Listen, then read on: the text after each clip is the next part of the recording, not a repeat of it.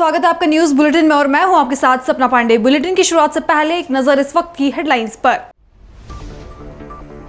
पश्चिम बंगाल के दौरे पर प्रधानमंत्री नरेंद्र मोदी। अलीपुरद्वार को पीएम मोदी ने दी करोड़ों रुपए की सौगात। जनसभा के दौरान पाकिस्तान पर पीएम मोदी का निशाना।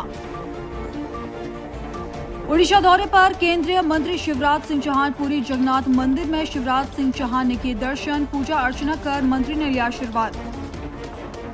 राजस्थान के जोधपुर के एक अस्पताल में अब महिलाएं सुरक्षित नहीं। अस्पताल में भर्ती महिलाओं की बनाई जा रही वीडियो। पुलिस ने आरोपी को गिरफ्तार कर शुरू की कार्रवाई।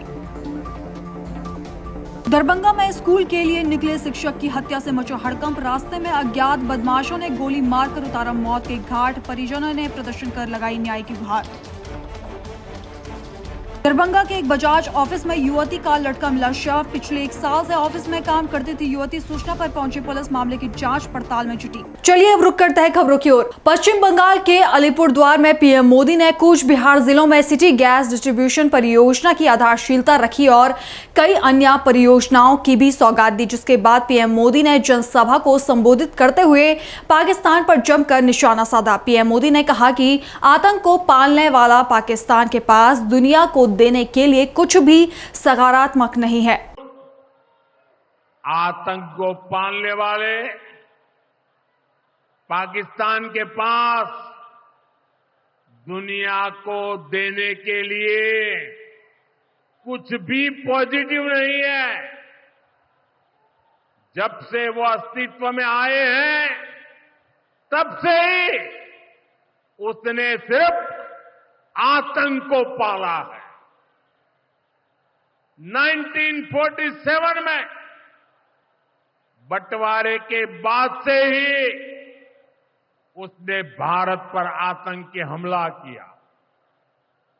कुछ सालों के बाद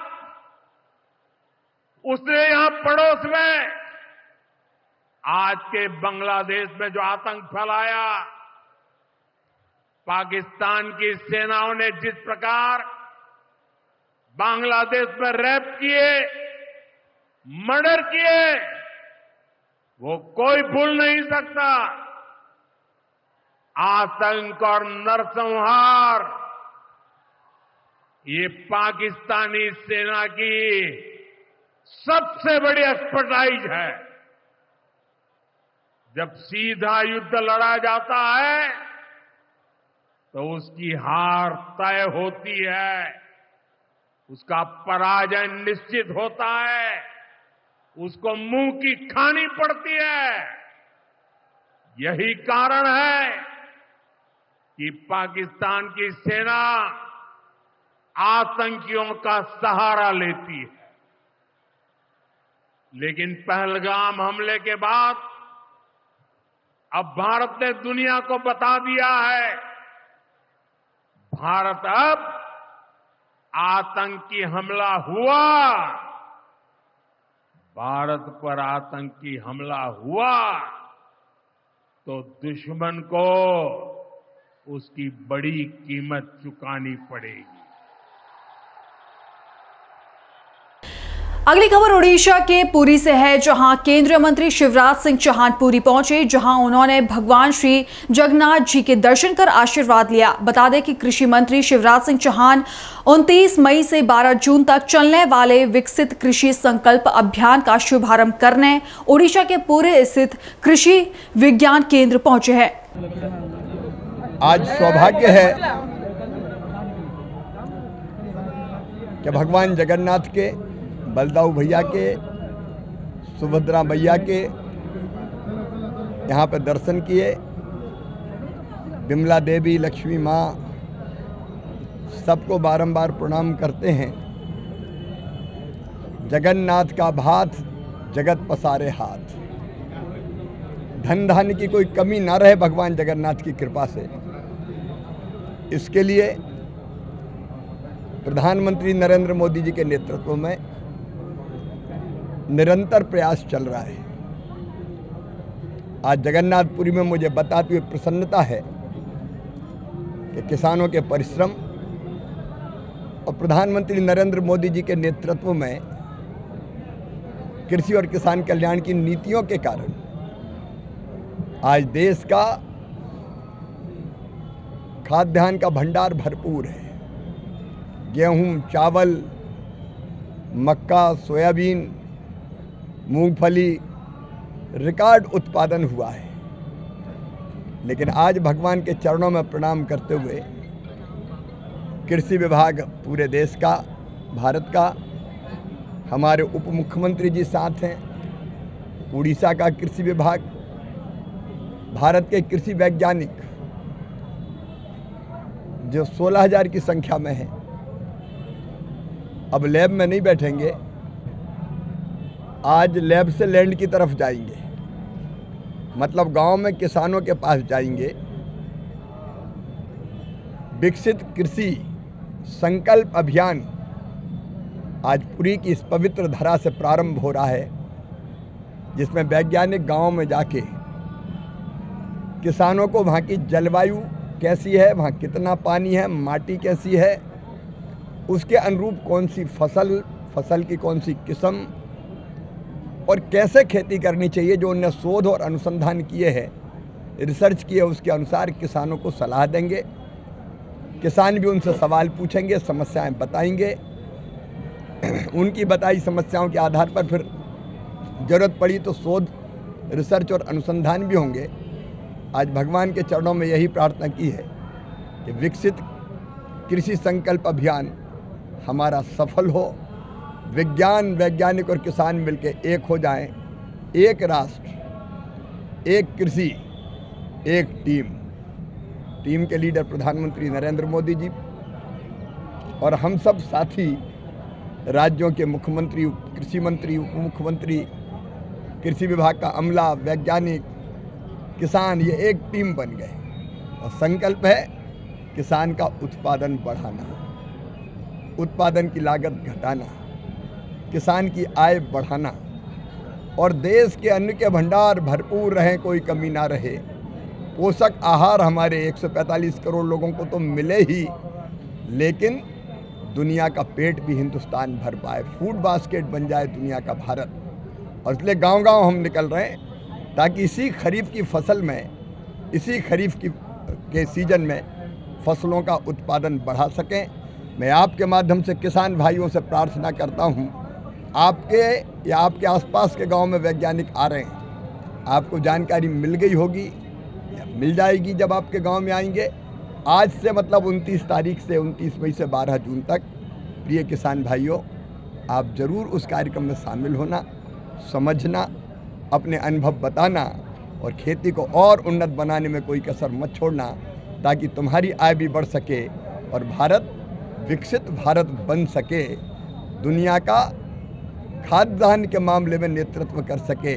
और यही जगन्नाथ भगवान के चरणों में। बोल जगन्नाथ भगवान की। अगली खबर ओडिशा के पुरी से है, जहां मुकेश अंबानी के बड़े बेटे आकाश अंबानी श्री मंदिर पहुंचे। इस दौरान उन्होंने महाप्रभु जगन्नाथ जी के दर्शन किए और आशीर्वाद प्राप्त किया। भारतीय प्रशासनिक सेवा के 2017 बैच के IAS अधिकारी शशि प्रकाश सिंह ने झारखंड हजारीबाग के 138वें उपायुक्त सह जिला दंडाधिकारी के रूप में पदभार ग्रहण किया। 27 मई को निवृत्तमान उपायुक्त नैन्सी साय ने उपायुक्त वैशम में उन्हें पुष्प गुच्छ देकर उनका स्वागत किया।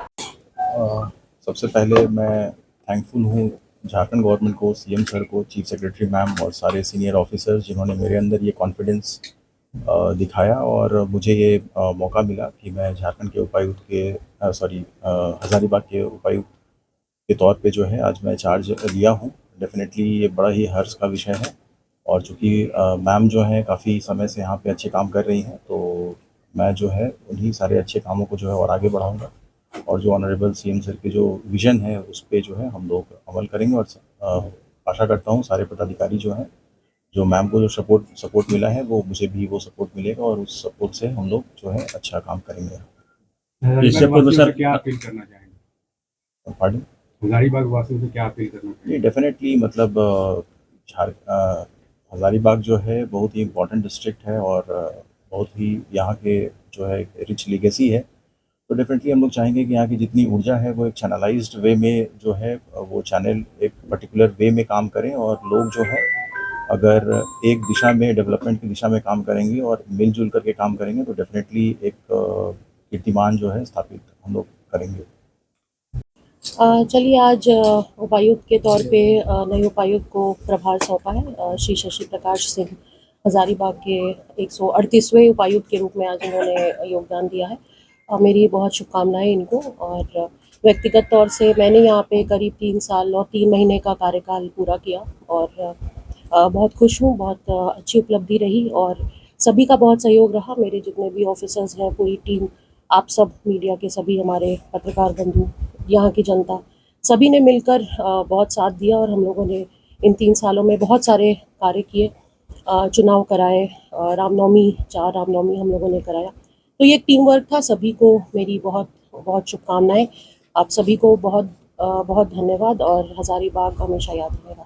महाराष्ट्र में महानगर पालिका की बड़ी लापरवाही सामने आई है। महाराष्ट्र के अकोला में सड़क पर बने गड्ढों में गिरने से एक व्यक्ति की मौत हो गई। जानकारी के अनुसार मृतक करीब आधे घंटे तक घटनास्थल पर तड़पता रहा, लेकिन उसकी मदद करने के लिए कोई मौके पर मौजूद नहीं था। हालांकि बाद में उसे अस्पताल ले जाया गया, लेकिन तब तक बहुत देर हो चुकी थी। मृतक के परिजनों ने महानगर पालिका पर गंभीर आरोप लगाते हुए महानगर पालिका की निष्क्रियता और जवाबदेही की कमी को इस दुर्घटना का मुख्य कारण बताया।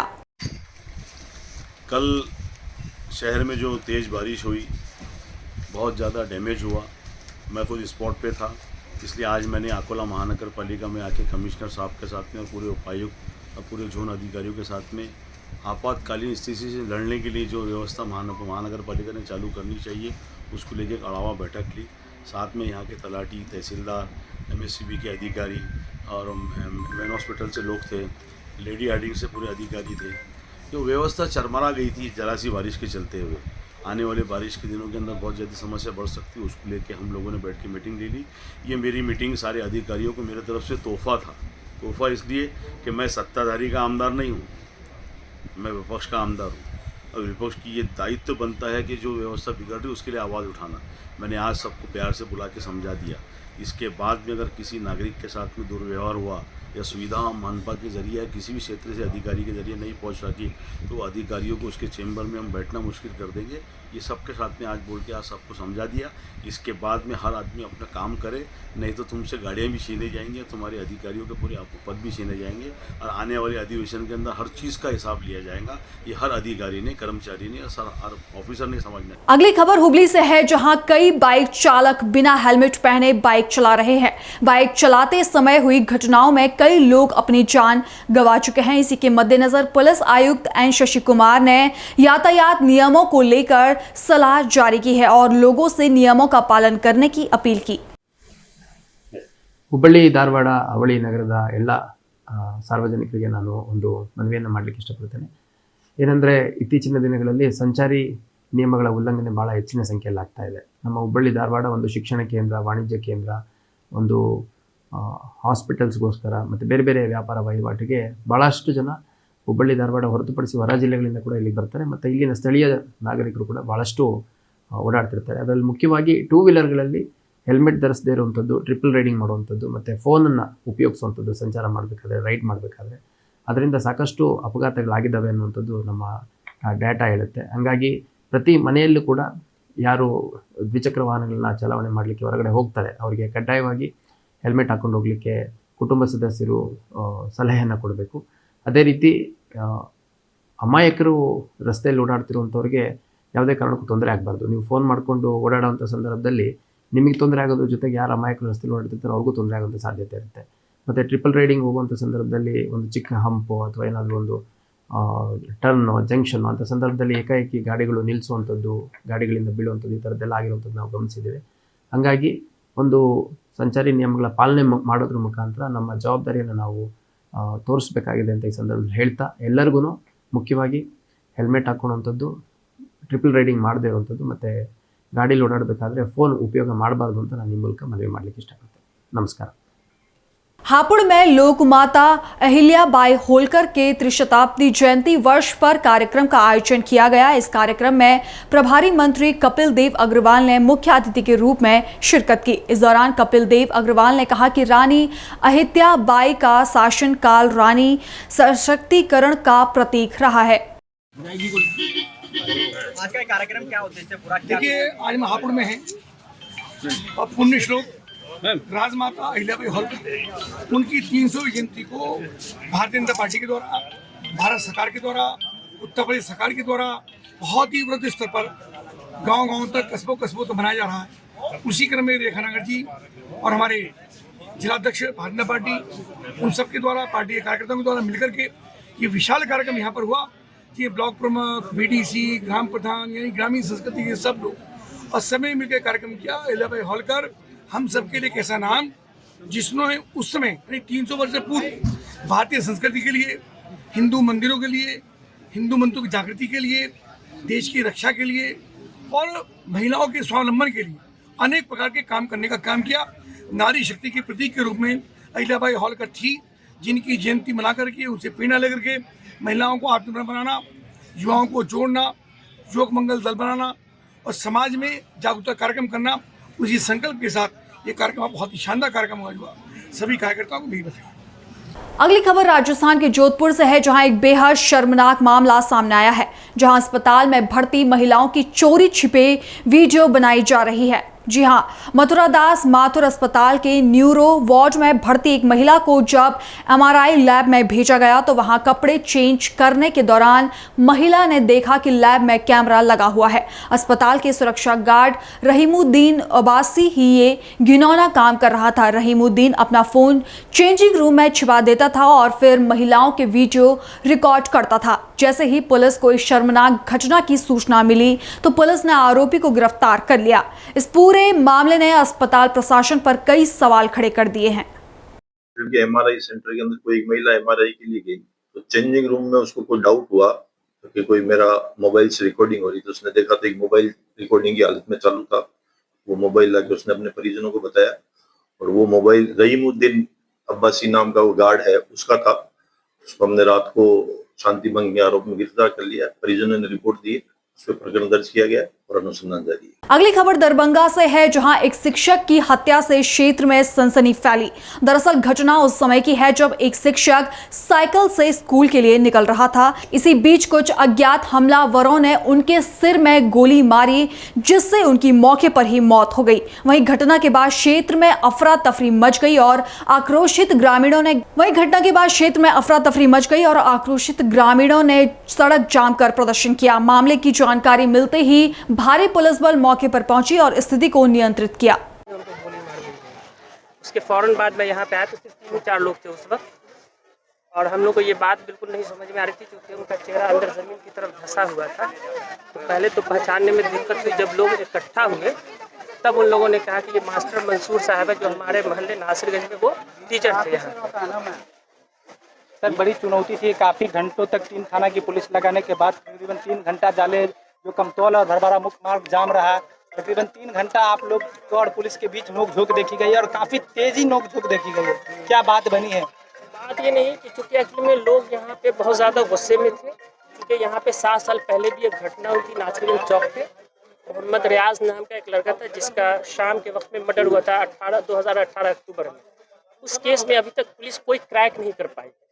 इस चीज़ को लेकर पिछले यानी कि रीज़न को लेकर के लोग यहाँ पे गुस्से में थे कि उस वक्त तक लाश नहीं उठने दिया जाएगा जब तक कि पुलिस प्रशासन कोई हमें एक कंक्रीट एक वो आश्वासन नहीं देती है। सर अभी जो बॉडी उठी यहाँ से क्या आश्वासन मिला, किस तरह का आश्वासन ये मिला है कि जो डीएसपी साहब हैं उनसे हमारी पर्सनल खुद बात हुई है और उन्होंने ये कहा है कि हम जल्द से जल्द से उनको 1 हफ्ते का समय दिया गया है। 1 हफ्ते के अंदर में आप उस केस को क्रैक करके हम लोग को दें। और पिछले केस के बारे में भी उनको हम लोगों ने अवगत कराया है और पिछले केस के बारे में भी हम लोगों ने उनसे कहा है कि उस केस में अगर कोई लीड मिलती है तो उस केस में कोई आप लीड लेकर के और उसमें भी जो है आप कार्रवाई करने की कोशिश करें। अभी देखा गया कि यहाँ पे दोनों सम रो रहे थे, सभी रो रहे थे, इसलिए कि 16 साल रिकॉर्ड नहीं है उनके बारे में कि ऊंची आवाज में भी उन्होंने किसी से बात किया हो। सर हर दिल अजीज थे जहाँ पे वो रह रहे थे किराए के, किसी से उनका कोई झगड़ा नहीं हो, कुछ मुँह टुट्टी जिसको हम लोग देहाती भाषा में बोलते हैं उसमें भी कभी कुछ नहीं हुआ। तो जाहिर सी बात है ऐसे लोगों को देखिए, समाज जो है वो हिंदू मुसलमान सबसे बनता है, समाज उसी का होता है। ठीक है, अगर हम खराब रहेंगे तो घर का आदमी भी हमारा ये सवेरे जा रहे थे, क्या लग रहा है इस क्राइम सीन को देकर के? इस क्राइम सीन को देकर के हम लोग का कहना तो बिल्कुल बेमानी होगा।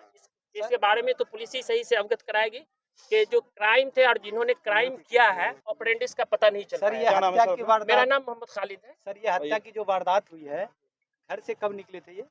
घर से अब ये तो हमने ना अभी स्कूल के लिए निकलते हैं, अब मॉर्निंग में ही निकले? मॉर्निंग स्कूल है। 5:30 यहाँ पे लोगों का कहना है, हम तो नहीं कि 5:43 में वो यहाँ पर से गुजरे हैं, जो सिमना से गुजरे, कुछ लोग 5:43 5:45 में वो यहाँ पर गुजरे हैं। जो भी हो, कोई इस तरीके का व्यक्ति जिस पर आप लोगों को नहीं हम लोग तो अभी नहीं कर सकते हैं, और ये कहना बिल्कुल गलत होगा किसी के बारे में कुछ नहीं। ये पुलिस का काम है इन्वेस्टिगेट करना, पुलिस इन्वेस्टिगेशन जमीनी स्तर पर शिक्षक को लोग भगवान का रूप मानते हैं, और भगवान देव का जब इस तरीके से यही चीज तो पता लगाने की है, मारा और क्यों मारा। जब क्या बोल रहे हैं? ये सरकार कोई काम की नहीं है, ये नीतीश की सरकार बहुत बेकार सरकार जा रहा है, इसलिए कि 10 सालों में जितना घटना हुआ आज तक कोई सरकार में इतना घटना नहीं हुआ। क्या कहना चाह रहे हैं? ये सरकार चैलेंज कर रहे हैं जी, पुलिस पर सो रहे हैं तो प्रशासन क्या करेंगे? इनके कहने का मतलब ये है कि प्रशासन पे नीतीश कुमार का कोई कंट्रोल नहीं है। इनके कहने का मतलब यही है कि नीतीश कुमार का कोई कंट्रोल नहीं है एडमिनिस्ट्रेशन के ऊपर। क्या लगता है कि अब जो फिर से जंगल राज स्थापित हो चुका है? अब जाहिर सी बात है कि लॉ एंड ऑर्डर नाम की कोई चीज नहीं है, लॉ एंड ऑर्डर नहीं है। ये हम लोग लालू के राज को कोसते थे, लेकिन हकीकत माने में जो है ये उससे खराब दौरा है आ गया है यहाँ पे जो अभी फिलहाल। क्या माना? क्या नाम है? मेरा नाम हुआ MD मन्ना। कितना दिन से यहाँ आते थे पढ़ाने जाते थे? ये 2006 से आप यहाँ प्राइमरी स्कूल में आते हैं। क्या नाम था उनका? मंसूर आलम। मंसूर आलम जो मृतक है उनका? हाँ हाँ। इनका घर कहाँ? घर हुआ तीसरी परसौनी मधुबनी डिस्ट्रिक्ट। तीसरी परसौनी जो 2006 से यहाँ पर आ रहे हैं। रहते थे कहाँ? सकरपुर। सकरपुर से प्रतिदिन आते जाते थे, स्कूल आते थे, स्कूल के बाद चले जाते थे। हर दिन बहुत सुबह यहाँ पे अपना। उनका अन्य भी कोई कारोबार था यहाँ? कोई नहीं, सिर्फ शिक्षक। और कोई लटपट नहीं, एकदम आए स्कूल पढ़ाए व्यक्ति थे। हाँ, पूरे सुलझे हुए। आप पूरी जनता है, 50 लाख के मजमा पूछ लीजिए, सब बताएगा कि इनके ऐसा कोई आदमी नहीं है। बच्चा से बच्चा बड़ा से बड़ा जब हम लोग हिंदू मुसलमान कोई बता सकता है उनके बारे में, कोई शिकायत जो इस तरह की घटना नहीं हो। देखिए मसला ये है कि एक शिक्षक एक गुरु होते हैं, और जब शिक्षक सुरक्षित नहीं है तो आम जनता का क्या हाल है। इसलिए कि हमारे भी बच्चे हैं, स्कूल जाते हैं सुबह सुबह, बड़े बच्चे हैं 10th क्लास में पढ़ रहे हैं।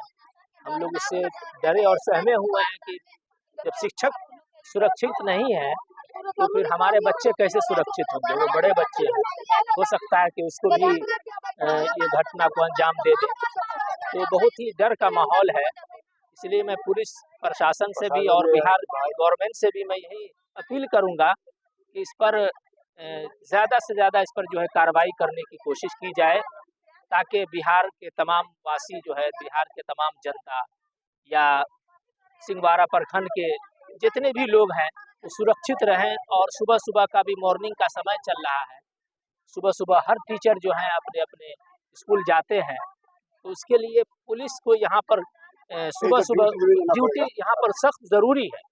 ये पंचायत नगर निगम है भरवाड़ा, और मैं ये अफसोस करता हूँ कि आए दिन ये घटना जो है कभी जाले भरवाड़ा रोड पर होता हुआ नजर आता है, तो कभी जो है कमतौल और भरवाड़े के बीच ये होता हुआ नजर आता है। इस पर जो है मैं यही प्रशासन से अपील करूंगा कि इस पर सख्त से सख्त इसकी कार्रवाई की जाए, और दोषी को जितना जल्द हो सके उसको पकड़ करके उसको जेल के सलाखों में भेजा जाए। अगली खबर दरभंगा से है, जहां बहादुरपुर में बजाज माइक्रो फाइनेंस के ऑफिस में एक युवती की लाश पंखे से लटकी मिली। मृतका की पहचान पूर्णिया के रूप में हुई है। बता दें कि युवती पिछले 1 साल से इस ऑफिस में काम कर रही थी। वहीं मामले की जानकारी मिलते ही पुलिस मौके पर पहुंची और मामले की जांच में जुट गई। ये बजाज फाइनेंस का ऑफिस है, यहाँ जानवी सिंह नाम की एक लड़की है, आने पर पंखे से लटकी हुई उनकी बॉडी मिली है। विशेष जांच पड़ताल की जा रही है। क्या आशंका लग रहा है इसमें? देख के तो लग रहा है कि उन्होंने सुसाइड किया है। किस प्रकार से सही बजाज फाइनेंस चल रहा था सर कंपनी? फाइनेंस ये प्राइवेट एक घर में चल रहा है। यहाँ एरिया मैनेजर है, वो भी मार्केटिंग मैनेजर थी, काम कार्यरत थी। यहाँ सुबह आई हैं रोज़ की तरह, लगभग 7:30-8 बजे। उनके कुछ कलीग्स हैं, उनसे बातचीत की जा रही है। उसके बाद वो कलीग्स बाहर फील्ड ड्यूटी के लिए निकल गए, वो रह गई थी। और फिर मेड सर्वेंट है, उन्होंने देख कर मकान मालिक को आवाज़ दी, मकान मालिक ने थाने को सूचित किया, हम लोग सब आए। सर अभी जो फंसी जो लड़की लगा ली वो किस कागज पर था, कोई जानकारी मिला सर? नहीं, कोई जानकारी भी प्राप्त नहीं हुई।